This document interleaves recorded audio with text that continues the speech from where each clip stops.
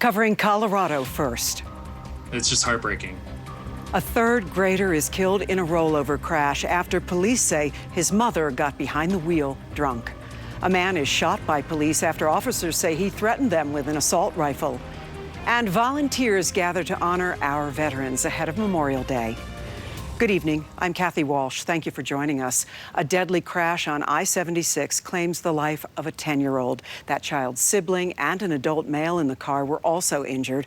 Both are expected to be okay. The person arrested is the mother of the two children, 27-year-old Corinna Cecil of Brighton. She's facing several charges, including vehicular homicide and child abuse. Our Connor McHugh is in Adams County tonight. And Connor, police believe speed and alcohol were factors in this crash. And Kathy, we've learned this isn't her first offense. She has been found guilty of DUI 2 other times and faced a number of charges in the past couple years. None ended as tragically as last night's, though. Along I-76 in Brighton, signs of a deadly Saturday remain. When our officers arrived on scene, they found a heavily damaged vehicle. It happened near Bromley Lane. Police say a driver lost control, rolling her car through the median and into the opposite lanes. The early stages of the investigation have revealed that possibly alcohol and speed played a factor in this crash. According to police, 1 of 3 passengers died in the crash. In a letter to parents, Brighton 27J Schools identified the victim as 10-year-old Gavin Cecil, a 3rd grader at Southeast Elementary. Police say his mother, Corinna Cecil, is accused of being behind the wheel. The 27-year-old is now in custody, held on charges of vehicular homicide, child abuse, and DUI, among others. It is pretty tragic. It is an unfortunate circumstance. It's something that's preventable, too. CBS4 found similar charges in Cecil's recent past, including DUIs in 2017 and 2019. According to the Greeley Tribune, the 2017 arrest was following a high-speed chase with Lockbuoy police, where Cecil reached speeds of 115 miles per hour with her younger brother in the car. We've got to do more. Fran Lanzer with Mothers Against Drunk Driving says cases like this are preventable, and their WISE organization supports felony charges for repeat offenders. It's just heartbreaking, to have a young person, to have their lives taken. Now, Brighton 27J tells us members of the counseling team and the crisis response team for the district will be at Southeast Elementary on Tuesday for any students or staff who need support.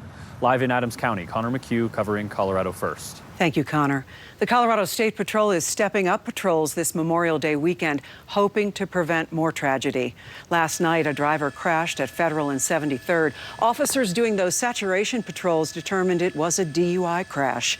After a long shutdown, CDOT anticipates more Coloradans than ever will be visiting bars and restaurants all summer long. So if you're going to be celebrating, you're going to be consuming, do so responsibly. Make sure you have a sober party designated beforehand. Driving under the influence of alcohol or marijuana can cost you more than $13,000 in fines and legal fees. First-time convictions also mean losing your license for 9 months. New at 10, a suspect is dead, shot by Denver police after officers say he threatened them with an assault rifle. Jacqueline Quinn is live in the area where it happened on Alameda. And Jacqueline, what led up to this shooting? Kathy, police tell us that he robbed this liquor store just across the street around 3 this afternoon. Police then tracked him down, and when they did, they told him to drop his weapon. He refused and threatened them with it. I saw red tape around my tow truck, and I came outside, and I just saw the cops around. I saw a car in the middle of the street. Joshua Vleek had no idea there had been a shooting in the area. All of our stuff isn't part of the investigation. They're pretty much letting our customers come in and out of us right now. He stepped out to see the Denver police investigation that had roped off several blocks near Alameda, Pecos, and Navajo streets. A caller phoned in to dispatch reporting that there was a man who had approached a liquor store at about 1300 block of West Alameda, armed with an assault rifle. Officers responded near this Great American Beer store. They found the suspect walking not far away, northwest a few blocks. They stopped their vehicles at a safe distance from this individual, got out and began issuing this individual commands. And they say he ignored them. And ultimately threatened those officers with that assault weapon. The officers discharged their weapons. The suspect was hit and taken to Denver Health Medical Center, where he later died this Sunday afternoon. Officers were not injured, but a critical incident protocol was initiated along with the investigation. It kind of makes you really think about the area, but we're still going to, push on. Now, I spoke with the clerk inside of the store. She says she was pretty shaken up, but she was not hurt. In Denver, I'm Jacqueline Quinn covering Colorado First. Denver School Board member Tay Anderson has decided to step away from board duties amid a sexual misconduct investigation. Allegations surfaced last week claiming a school district employee targeted and sexually assaulted more than 60 undocumented students. The claims came from a mother of 3 DPS students during her testimony for a state legislative committee. Now, she said some children were violently raped and in some cases asked to sign a non-disclosure agreement. Friday, the school board acknowledged those accusations were against Anderson, and tonight Anderson released a statement announcing his decision to temporarily step down during the investigation, and he called the allegations false and unsubstantiated. Denver police are looking for a white minivan they believe was involved in a possible abduction this morning. Police say a woman screaming for help was seen getting into the van. It happened near 9th Avenue and Sheridan Boulevard around 10 a.m. Police say the van was last seen near 10th and Sheridan. It may have California license plates. If you see it or know anything about this incident, please call police. Right now, the main entrance to Fort Collins is shut down after a car struck a gas line at the intersection of Riverside and Mulberry. The crash, that is, sparked a fire, but firefighters have it under control and police say avoid the area right now. An update on the steel mill explosion in Pueblo. We've learned 3 of the 7 injured were critically hurt. One was taken to a burn unit in Denver. Last night, a massive plume of smoke erupted from Evraz Rocky Mountain Steel Plant around 5:15. A spokesman for the plant tells us water was thrown into an electric arc furnace, causing the explosion. The plant is shut down until the investigation is complete. A bold thief steals a Humvee from the National Guard Armory in Jefferson County. This is our first look at suspect Adam Mabe. He was booked on several charges, including aggravated motor vehicle theft and DUI. A viewer sent us this video of the scene after the suspect allegedly drove through a fence at Camp George West in Golden and led police on a chase. According to the Jeffco sheriff, the driver finally crashed into the median on C-470 at Highway 285. Authorities say they're not sure how the man got access to the Humvee. Well, the Memorial Day tradition of planting flags at Fort Logan National Cemetery is back. The tribute was sidelined by the pandemic last year. Volunteers showed up to pay their respects to those who fought for our freedom. More than 2,300 people came out to plant over 100,000 flags, one in front of every headstone. I'm glad to be here and participate with everybody else here and all these volunteers, because we couldn't get to every grave without everybody here. The group that organized today's event is Flags for Fallen Vets. They're asking for 100 more volunteers to help honor veterans next Saturday. Coming up, the wet weather is making for difficult driving conditions across the state, but this gridlock is man-made. That story up next. Our super soakers today are moving out of Colorado, but we have more soakers on the way for Memorial Day. I'll let you know how wet your holiday will be and when it will finally dry out. This weekend, we're seeing some unusual, long-lasting rainfall today. It's been especially heavy along the I-25 corridor. Photojournalist Robert Sanchez found this standing water on southbound I-25 between 20th and Spear. In the mountains, the precipitation is coming down as snow. Check out this shot of those flurries, big flurries on I-70 near the Eisenhower Tunnel this afternoon. And in southern Colorado, hail. That's right, hail pounded down along I-25. Several drivers stopped under the overpass at I-25 in Southgate, completely blocking the interstate.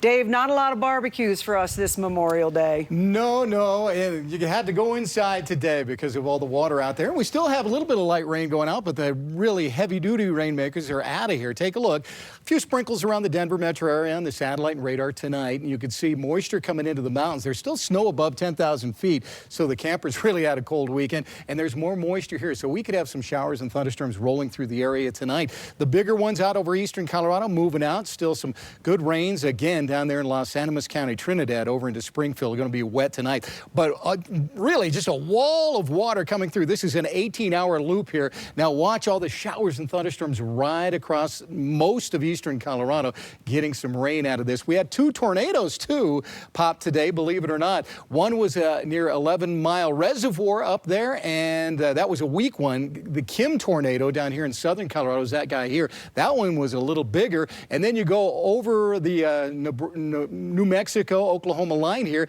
They had 7 tornadoes around the panhandle of Oklahoma into North Texas today. Check out this shot. I want to thank storm chaser Mike Oblinski for sending this in.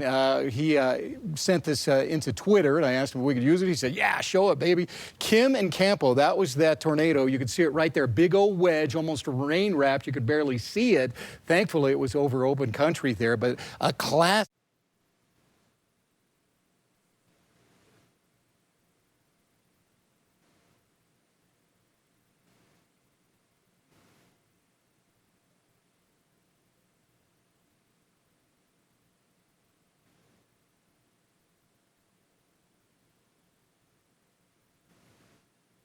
Tomorrow morning, by afternoon, more showers and thunderstorms pop, and that's the map at 3 o'clock in the afternoon, and then into the evening they start to die down. So wet barbecues again, the order of the day for tomorrow. 59 was our high temperature today at the airport, 58 downtown, 50 the official low of the day, and 49 in the city. Weather watchers, just a quick check on some of the water. We had some big amounts, over an inch, southwest Denver, Levi Adams there. Chris Rubel in Fort Collins, over an inch in his house, and Phil Curry, almost 2 inches of water out of this rainstorm down there in East Franktown. Lows tonight, 40s and 50s down low, and highs tomorrow. Cool again, a lot of 50s and 60s on the weather map. Warm out there on the western slope. So rain continues tonight. Scattered thunderstorms will be in the 40s. Tomorrow, mid to upper 50s. Morning rain showers, afternoon thunderstorms. Again, pretty much the same thing we had today. And then 70s Tuesday and Wednesday with afternoon thunderstorms. And then Thursday and Friday, low 80s, but only slight chances of storms on both of those days. And next weekend, just a quick look at that. Looks like 80-degree temperatures and maybe a few thunderstorms here and there, but a lot drier next weekend for us. Looks so terrific. We're in good shape. Yeah, it is. Thank you, Dave. You bet. This is my final newscast at CBS4 after 37 years, actually 36 years, 5 months, and 20 days. I'm retiring. I'm leaving the way I arrived. Nothing grand, just a lot of gratitude for a career that was meant to be. First grade, Plainfield, New Jersey, a cardboard TV. Sister Ann Aloysius had us read aloud, and a fire was lit in the little blonde with bad hair. First job, Bangor, Maine. There's an island off the coast of Maine in the Bay of Fundy. Last stop, Denver.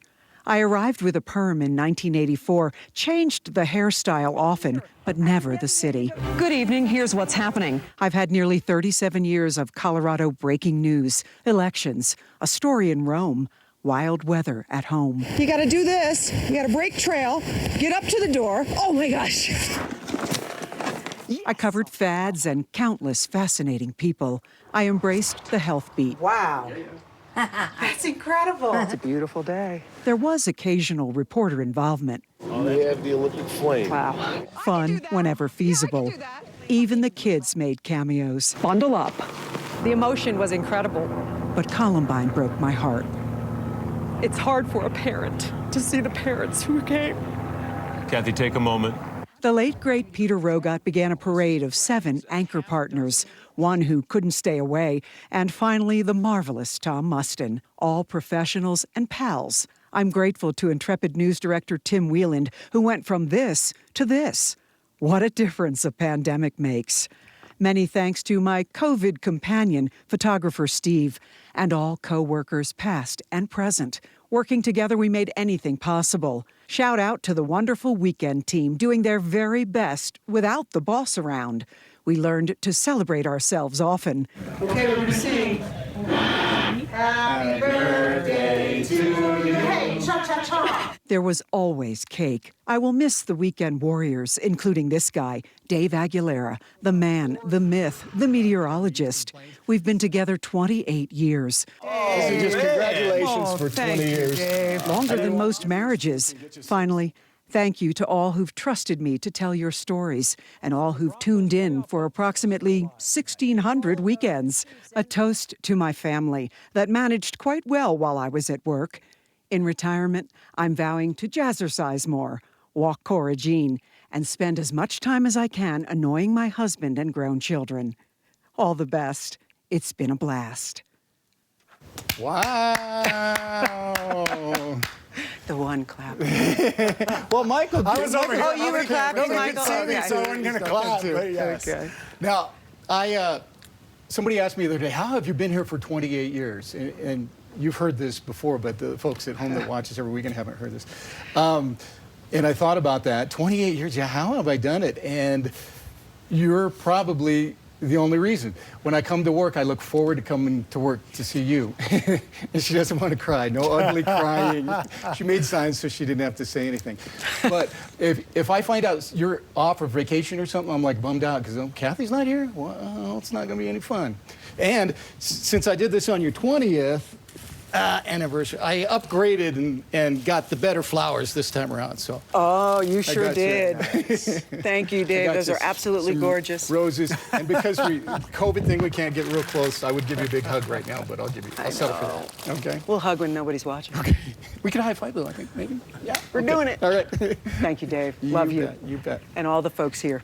Really terrific people. Special lady right here.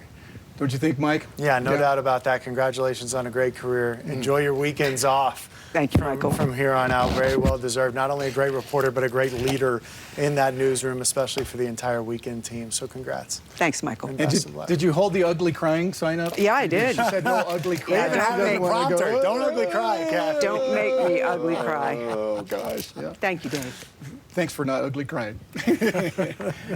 Hey, we're talking sports when we come back. The Avs with a dominating performance over the Golden Knights. I'll explain why the goals aren't the only thing being talked about after tonight's victory. CBS. One of the biggest questions about tonight's game one between the Avs and the Golden Knights was, would the Avs be rested or rusty? Following a week in between games, and Avs fans did not have to wait long to get that answer. Less than 5 minutes into game one tonight, Mikko Rantanen with a beautiful backhanded goal. Colorado up 1-0 early. Then later in the first, Cale Makar going to make a beautiful pass to Gabe Landeskog.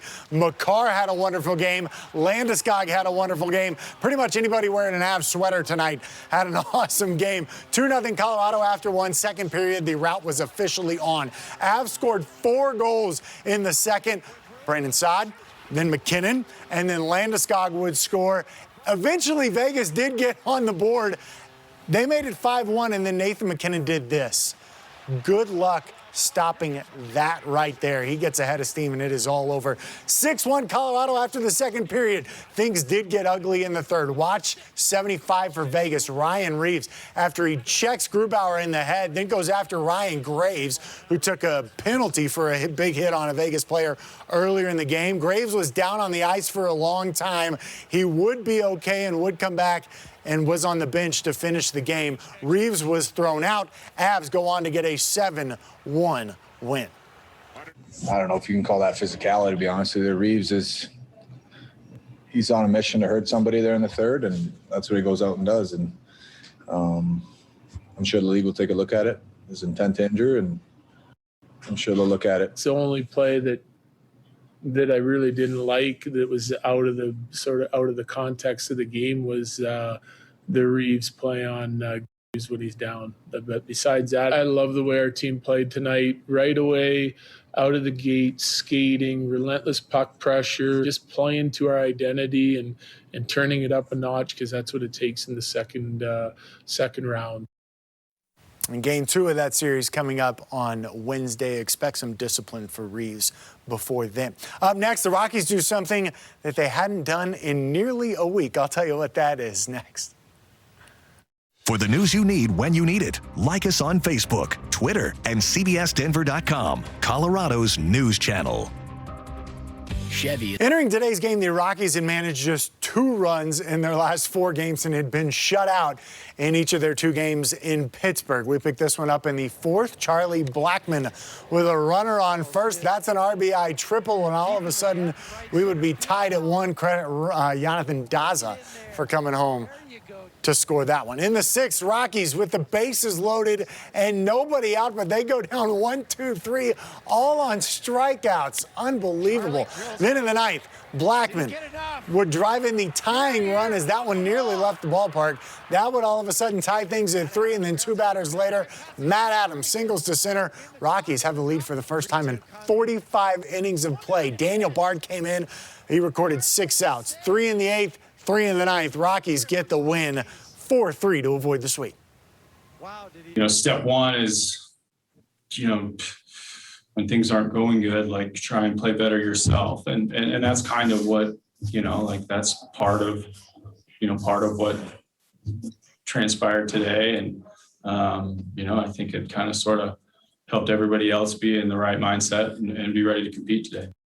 They've got the day off tomorrow. Lakers Suns playing game 4. LeBron James off the backboard. Wow, that's just beautiful. Big moment here. Anthony Davis goes down with a groin injury. He missed the entire second half. Status for game 5 unknown. Suns get the win. That is your look at sports for tonight. Make sure you join us on PointsBet All Access coming up in just 3 minutes for more on tonight's big Avs win and the Nuggets. CBS4 closed captioning sponsored by Ortho Colorado, Colorado's only orthopedic hospital. Sue's never